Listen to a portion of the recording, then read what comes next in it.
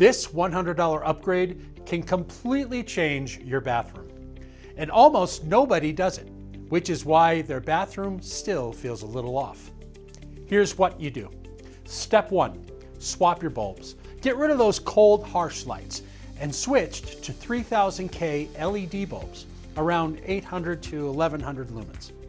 That alone makes a huge difference in your bathroom lighting. Step 2, fix your mirror lighting.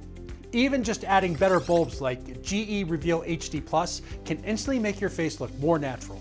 And step 3, if you've got a little budget left, add a simple LED strip under your vanity.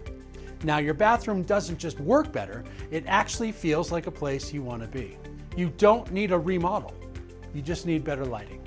Visit us at www.homepridebath.com or click on the links provided to reach the full-length article on bathroom lighting and other key topics of interest in Colorado homeowners just like you.